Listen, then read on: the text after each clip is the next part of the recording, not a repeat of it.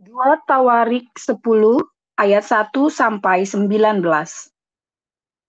Kemudian Rehabeam pergi ke Sikem, sebab seluruh Israel telah datang ke Sikem untuk menobatkan dia menjadi raja.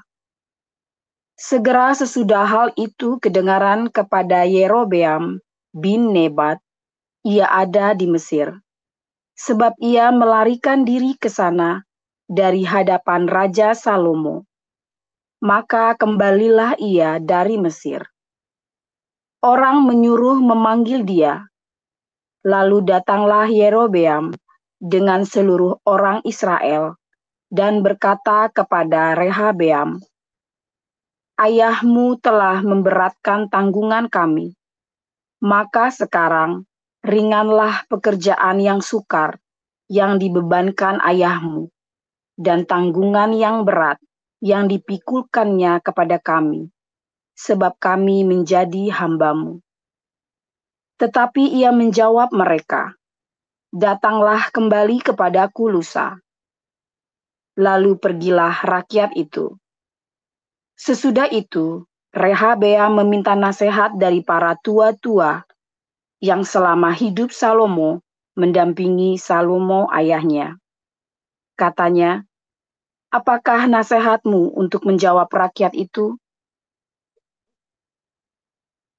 Mereka berkata kepadanya, "Jika engkau mau berlaku ramah terhadap rakyat itu, mau menyenangkan mereka, dan mengatakan kata-kata yang baik kepada mereka, maka mereka menjadi hamba-hamba-Mu sepanjang waktu."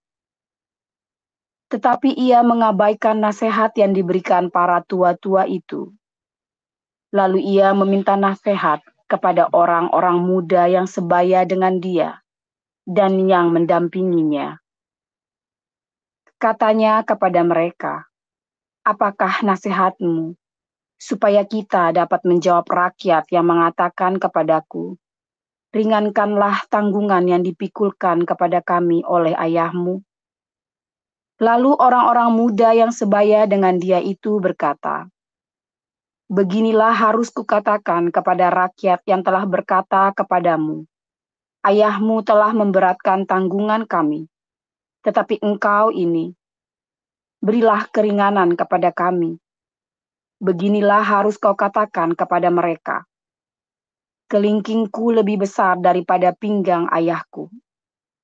Maka sekarang, ayahku telah membebankan kepada kamu tanggungan yang berat, tetapi aku akan menambah tanggungan kamu. Ayahku telah menghajar kamu dengan cambuk, tetapi aku akan menghajar kamu dengan cambuk yang berduri besi." Lusanya datanglah Yerobeam dengan segenap rakyat kepada Rehabeam, seperti yang dikatakan raja, "Kembalilah kepadaku lusa." Raja Rehabeam menjawab mereka dengan keras. Ia telah mengabaikan nasihat para tua-tua.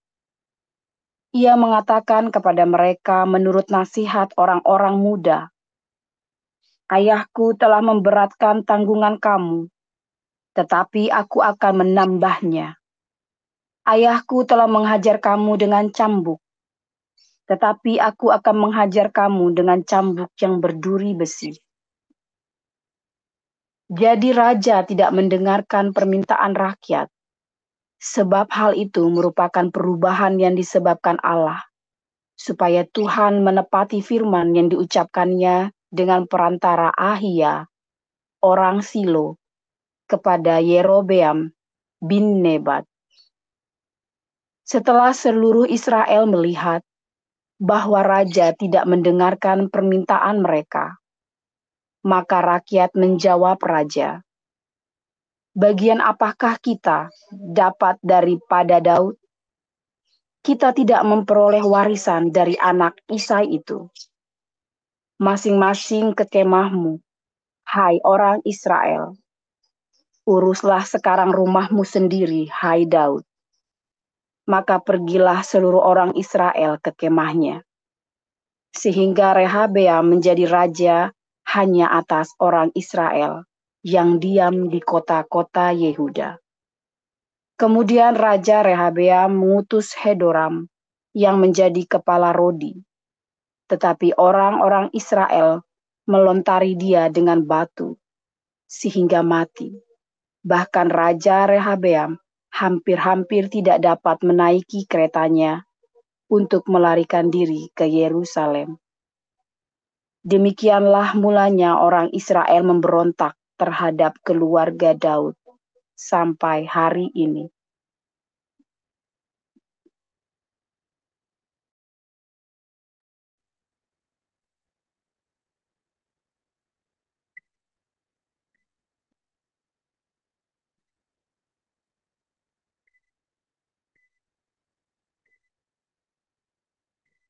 Baik, saya lanjutkan. Ya, dilanjutkan lektor berikutnya, silakan Pak Dekan. Ya baik Pak Mulia, saya lanjutkan. 1 Korintus 3. Dan aku, saudara-saudara, pada waktu itu tidak dapat berbicara dengan kamu seperti dengan manusia rohani, tetapi hanya dengan manusia duniawi, yang belum dewasa dalam Kristus. Susulah yang kuberikan kepadamu, bukanlah makanan keras, sebab kamu belum dapat menerimanya, dan sekarang pun kamu belum dapat menerimanya, karena kamu masih manusia duniawi. Sebab jika di antara kamu ada iri hati dan perselisihan, bukankah hal itu menunjukkan bahwa kamu manusia duniawi dan bahwa kamu hidup secara manusiawi? Karena jika yang seorang berkata, aku dari golongan Paulus, dan yang lain berkata, aku dari golongan Apolos, bukankah hal itu menunjukkan bahwa kamu manusia duniawi yang bukan rohani? Jadi apakah Apolos, apakah Paulus, pelayanan-pelayanan Tuhan yang olehnya kamu menjadi percaya, masing-masing menurut jalan yang diberikan Tuhan kepadanya. Aku menanam, Apolos menyiram, tetapi Allah yang memberi pertumbuhan.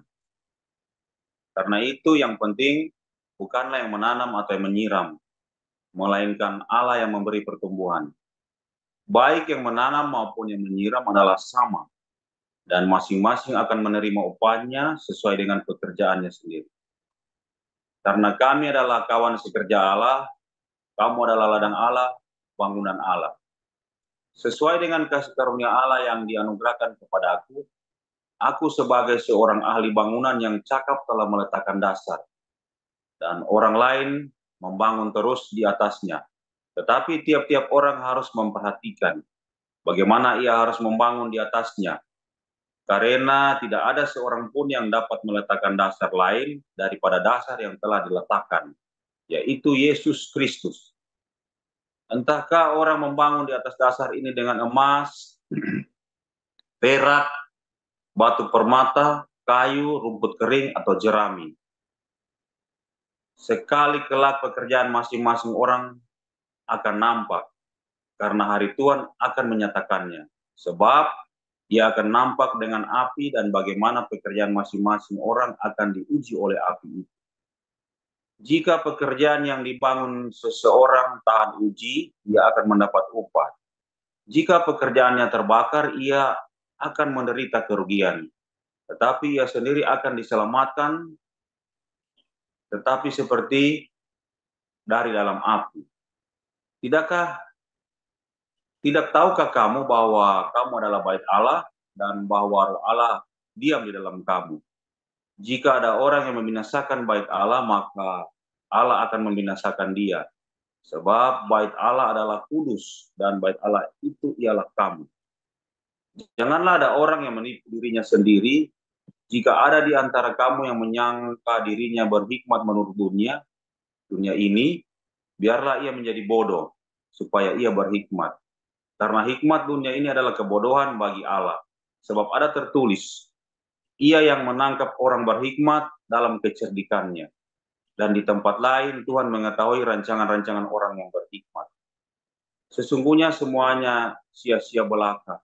Karena itu, janganlah ada orang yang memegahkan dirinya atas manusia. Sebab segala sesuatu adalah milikmu.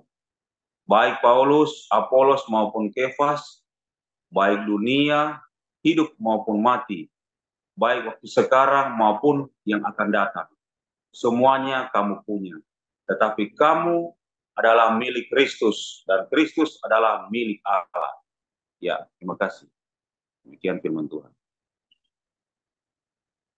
Ya, terima kasih untuk para lektor yang telah membacakan firman Tuhan pada pagi hari ini, Ibu Veronica dan Pak Cacat Utama. Iya, saudara, sesaat lagi kita akan mendengarkan renungan firman Tuhan yang akan dibawakan oleh hambanya, gembala kita, Pastor Joseph Paulusang. Ya, dengan tema pada kesempatan ini adalah para apologet sialan.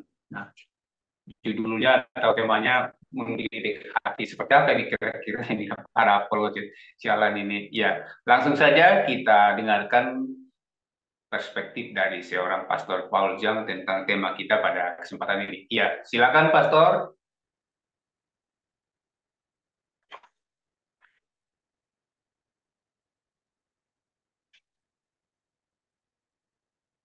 Haleluya, firman Tuhan selalu baru bagi kita semua yang menanti-nantikan Tuhan dengan penuh cinta, dengan penuh pengharapan, dan selalu jangan lupa berbuat baik.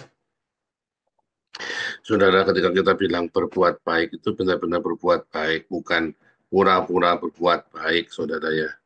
Berbuat baik itu lebih penting daripada bacotmu yang berapologetika, membela Tuhan Yesus, membela Injil, segala macam. Perbuatan baik kita, ya, cinta kita, pengampunan kita, lebih penting daripada semua perdebatan teologis.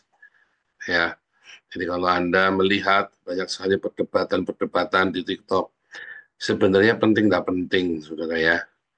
Tapi yang lebih penting adalah perbuatan baik kita. Bagaimana hidup kita berbuah, bagaimana hidup kita bisa menjadi berkat bagi orang. Ya, saudara ya. Tapi kalau Anda melihat sekarang ini ya, masih banyak ya teman-teman yang di TikTok, di media sosial ya, yang merasa paling hebat, nggak tahu sekolahnya di mana. Ya, dari semua agama merasa jago dan menyesatkan yang lain-lainnya. Saya pernah nanya di TikTok, ada orang, oh ini sesat itu sesat. Nah, sebentar saya nanya, ya kamu itu apa? Oh saya Tritunggal. Saya tanya Tritunggalnya dia, saudara. Bingung nggak bisa jawab, link satan ya. Nanti saya tak googling dulu. Loh, kok di googling pihak kamu tuh? Nah, ini kamu anggap orang lain sesat, ilmunya kamu aja dari Google. Repot, saudara. Ya, jangan-jangan ada salah satunya yang suka begitu. Jangan ya, saudara ya. Jangan pernah Anda nyesat-nyesatkan aliran-aliran lain ya. Jangan, karena kita semua tubuh Kristus. Ya. Jangan Anda yang menganggap ya aliran Anda yang paling benar, yang lain pasti sesat. Jangan-jangan kamu yang paling salah lagi. Ya. Oh, saya belajar teologi dan saya punya teologi saya sendiri, merasa paling benar, tapi tidak perlu menyesatkan orang lain. Tidak perlu kita kemudian kita membuat ya keributan, lalu orang itu harus ikut kita. Itu menunjukkan bahwa kamu ternyata masih cetek ilmunya, saudara ya. Ada orang mengatakan Advent ini sesat segala macam. Saya banyak bergaul dengan orang Advent, mereka punya banyak sekali rumah sakit, saudara ya. Rumah sakit gratis. Mereka punya banyak sekali rumah sakit. Ya, makanya di Indonesia juga ada kan rumah sakit Advent kan. Mereka memberikan pelayanan yang baik dan relatif murah. Ya, bahkan banyak yang gratis. Saya nggak tahu kalau di Indonesia gratis apa enggak ya. Tapi kalau rumah sakit mata William Booth, ya itu kan juga gratis kan. Dan yang di Semarang itu kan, kalau Anda tidak mampu bayar, Anda tinggal bawa surat keterangan dari RT RW Lurah, berangkat, bisa mata, katarak, apa segala macam, gratis, saudara. Ya, nah juga sama ya, kalau Anda di rumah sakit Advent itu ya, banyak sekali ya manfaatnya. Lalu Anda mau ngomong itu sesat lah. Anda yang ngatain sesat sendiri belum ngapa-ngapain, saudara. Hidupnya belum ngapa-ngapain, belum berbuah apa-apa. Pamer sana, pamer sini, ya kan. Bahkan saya dengar mau beli BMW baru, hidup di apartemen mewah.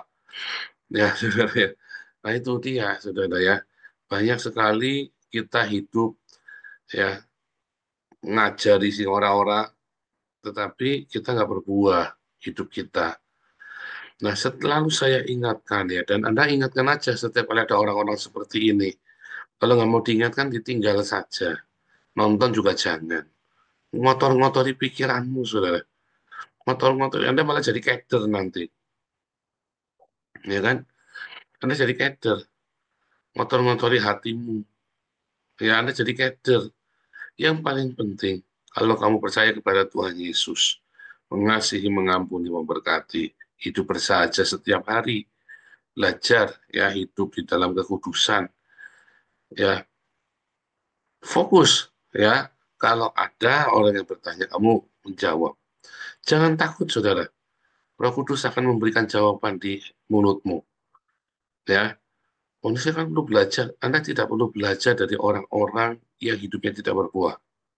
Anda tidak perlu belajar dari orang-orang yang hidupnya tidak menunjukkan buahnya, tapi bangga dengan pengajarannya, namun dia tidak berbuah. Karena nanti kamu akan ketularan kayak dia, saudara. Ya, dan orang-orang ini akhirnya bikin perpecahan tubuh Kristus. Ya, kita penghilang kita begitu sukses ya dengan eh, dengan penginjilan jalanan kita ya. Banyak sekali jiwa-jiwa dimenangkan. Orang-orang ini ngaco ya, saudara ya. Eh, Ngaco ya, adu pinter. Lalu nggak berbuah. Nah, itulah masalahnya, saudara. Ketika nggak berbuah ini, dan saya melihat banyak sekali orang-orang ini, para teolog ini, senang sekali bicara agama, tapi hidupnya nggak berbuah. Ya, adalah lebih penting Anda menunjukkan imanmu dengan perbuatanmu daripada menunjukkan imanmu dengan perkataanmu.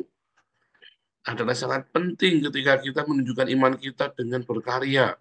Kalau kita sibuk berkarya, maka kita habis waktu untuk bertengkar. Kita nggak punya waktu lagi karena sibuk berkarya. Ya, saya sibuk tiap hari sampai udah nggak bisa tiktokan lagi ya. Sibuk. Karena kita sibuk berkarya kita tiap hari. Saya lagi nulis buku lagi ya. Saya harus selesai nih ya bukunya ya. Supaya kita bisa move ke next awakening kita ya, saudara ya. Saya harus selesai nulis buku apologetika, buku teologi sistematika yang punya kita.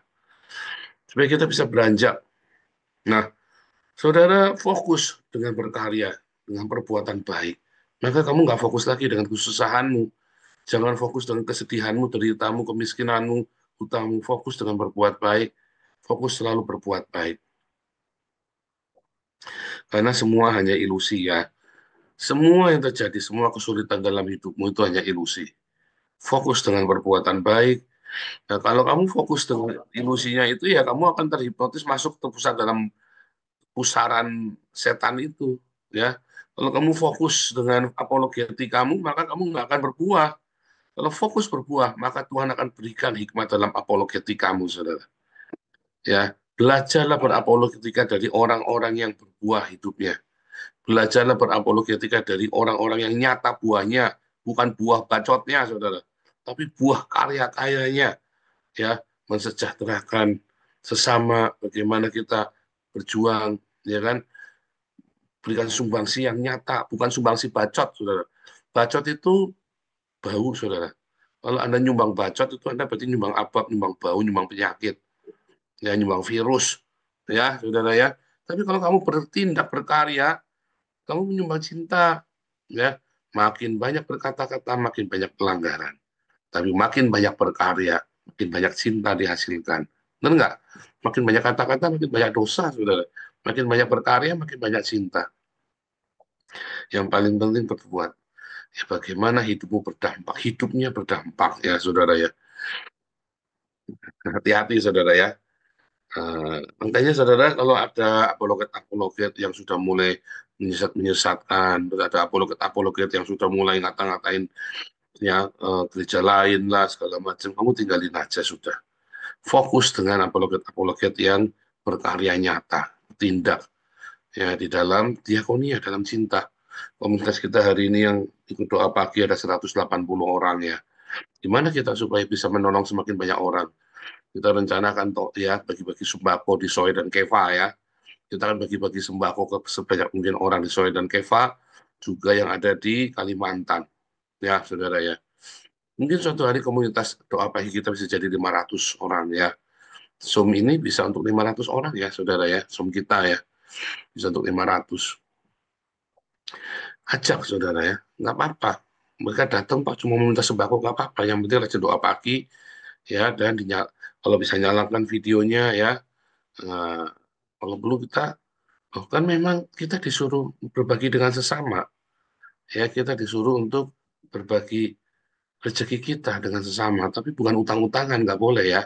Dilarang berhutang ya, cukupkan dengan sembako yang diterima. Bekerja, sisanya kamu harus bekerja, saudara. Saya rasa cukup ya, sembako yang kita berikan itu sangat cukup, lebih dari cukup malah. Jadi kamu harus kerja. Kalau nggak kerja jangan makan, ya. Anda harus kerja. Kurang Pak, nggak apa-apa kan kita kasih sembako. Ya, anak-anak pun kita kasih beasiswa. Yang penting kamu rajin doa pagi. Kenapa? Kamu harus dengar firman tiap hari di sini. Supaya kamu jangan cuma meminta-minta, tetapi dengarkan firman. Kita nggak tahu, mungkin kamu dengarkan 3 tahun nggak ada yang nyangkol firmannya. Ya, karena kamu terlalu besar hawa nafsunya, kedaginganmu, kemiskinanmu, terlalu susah. Tapi suatu hari ada satu kata yang jadi rema. Hidupmu akan berubah sepenuhnya. Kita nggak ngerti, datang aja terus dengan setia di dalam doa pagi. Jangan takut, saudara. Kemarin ada teman-teman dari Iran. Ya, saya nggak tahu ada nggak yang dari Iran. Masih ada nggak di sini? Tolong tim Bun Bagi dibesuk ya, namanya saya lupa ya. Jadi teman-teman dari Iran yang refugee, kan banyak yang sudah jadi Kristen. Tapi telantar ya. Sampai mereka nggak punya uang buat ke dokter segala macam karena nggak punya BPJS. Dan saya nggak tahu bagaimana caranya kita bisa membantu mereka. Ya, mungkin kita bisa daftarkan dalam asuransi atau bikin apa, saya nggak tahu ya. Asuransi ke BUMN apa, asuransi milik negara yang murah ya, seperti BPJS. Tapi saya nggak tahu lah bagaimana caranya teman-teman Iran ini bisa kita layani juga, teman refugee ya yang di Indonesia, kasihan ya, salah pergi ke Indonesia mereka. Teman-teman Iran yang di Belanda, refugee di Belanda, mereka hidupnya baik ya sekarang ya. Entah mereka kenapa bisa larinya ke Indonesia ya, kepikiran apa mereka itu. Nah, saudara, kita juga mau tolong mereka ya, kita mau memberkati mereka. Hidup kita harus jadi berkat, saudara. Wah, buat kita sendiri lagi kurang. Kalau mau cukup, nggak ada cukupnya, saudara. Nggak pernah cukup. Kita harus belajar berbagi, mengucap syukur. Ingat koinonia tadi malam ya. Ya kan? Ayin, ra, ya, hara. Ayin hara atau khamsa. Ayin hara atau khamsa. Ya, kalau matamu jahat, kalau kamu selalu kepengen iri, dengki, kalau kamu tamak, serakah, cungkil matamu ya, biarkan tinggal satu. Nanti kamu hidup dengan ucapan syukur. Maksudnya kamu mengucap syukur dengan apa yang ada padamu. Ya, dan ini kita ada kesempatan, kita kumpulkan donasi ya untuk bisa membantu sesama kita. Nah, kita harus belajar ya. Kita harus belajar berbagi. Saya berharap komunitas kita ya akan semakin banyak bisa membantu orang. Ya, di dalam firman Tuhan kita disuruh untuk saling berbagi. Ya, tapi bukan saling mengutangi. Jadi nggak boleh utang-utangan di sini. Haram jadah, ingat-ingat ya. Tidak boleh hutang, tidak boleh ngutangin. Mau ngasih-ngasih, nggak mau ngasih ya sudah, nggak usah. Dan kita sudah punya jatah embun pagi untuk beasiswa, untuk sembako. Ya, sayang ya, dan juga ada bahkan kita kasih uang kontrakan, saudara ya. Maksimum 1 juta rupiah per bulan. Ya, dan kontrakanmu tidak boleh lebih dari 1 juta tentunya. Kalau kontrakanmu lebih dari 1 juta ya kita sama sekali tidak kasih. Ya, artinya benar-benar untuk orang yang membutuhkan, yang miskin. Ya, saudara ya. Makanya cukupkanlah dirimu dengan apa yang ada. Caranya bagaimana Pak supaya kita berkecukupan? Ikuti Bun Pagi tiap hari. Setiap hari diajari caranya. Hidup dalam kecukupan, hidup di dalam kelimpahan, bagaimana Anda berkemenangan, bagaimana Anda bisa hidup dengan kemenangan. Tiap pagi bangun lilir, langsung bilang Tuhan Yesus baik. Langsung lagu pertama yang kamu pikirkan lagu rohani ya, bukan lagu dangdut. Lagu rohani pertama yang kamu pikirkan, kamu nyanyikan.